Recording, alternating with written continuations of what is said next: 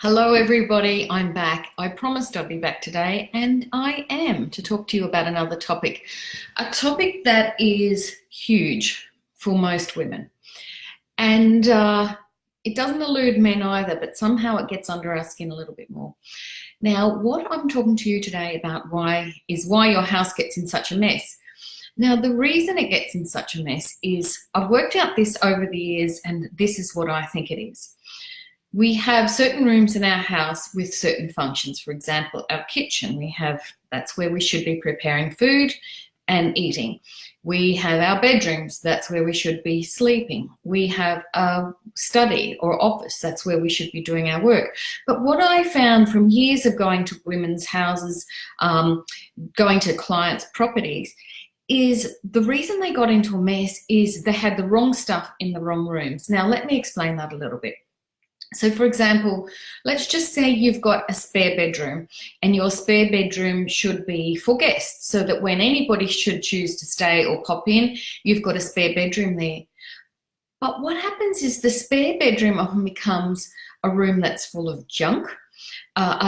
It's kind of a place where old paintings tend to live. It's kind of a place where old cables and things for computers tend to live, and it ends up turning into a junk space.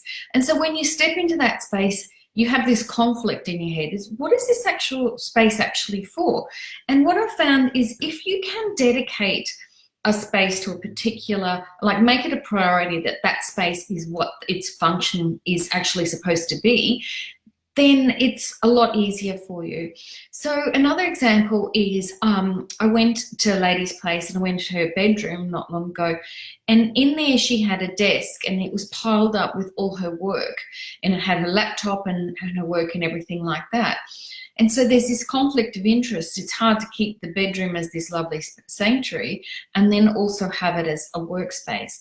So when we get into trouble when we try and have a space with a dual purpose like that. And I know everyone's going to go, oh, it's all right for you, you've got space, I have to put my office in my bedroom. Well, I would encourage you not to. What I would encourage you to do is try and find the boundaries for what your rooms actually are for in your house. So, for example, if you go into your kitchen isn't your office. So in your kitchen, you don't want to have piles and piles of worksheets and notes and papers and pads. You need to somehow separate it from your preparation space. And so this is all I've really got to say is don't try and complicate it. When we'll go in further down the track, we'll get into how you can actually make this happen. But what I want you to do is I want you to go to each room in your house.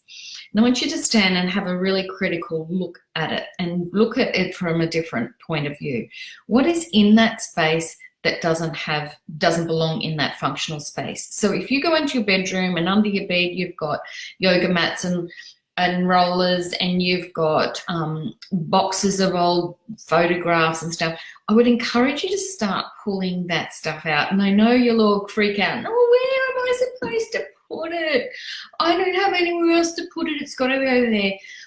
If that's the case, you need to find somewhere else, and you need to get rid of some other junk so you can free up space to put that other clutter somewhere else.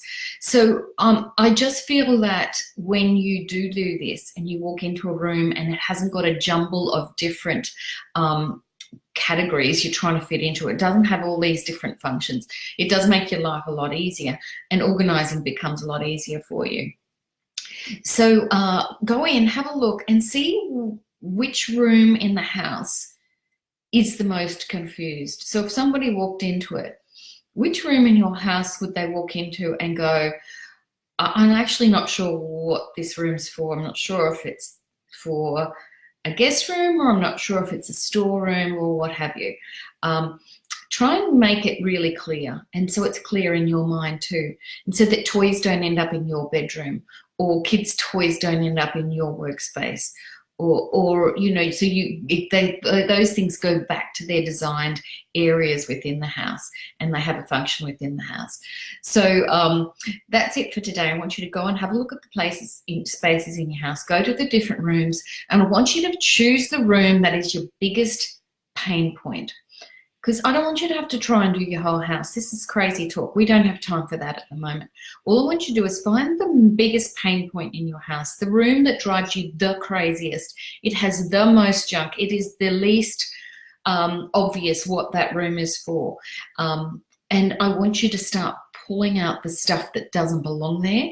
And I want you to think about where that stuff could go, so that it's more purposeful in another spot in the house. And I want you to write down below what that spot is, what that place in your house was. And I don't want you to freak out and go, I don't have room, Carmen, I don't have room, I've got too much stuff. We'll get rid of some stuff. Okay, give yourself a bit of tough love. Get rid of it. Get rid of it and move it on. All right, that's it for today. Write down below, what is that one room, what is that big pain point in your house, and what you're going to do to move that stuff on. And I will be here to cheer you on. All right, that's it for today. Bye.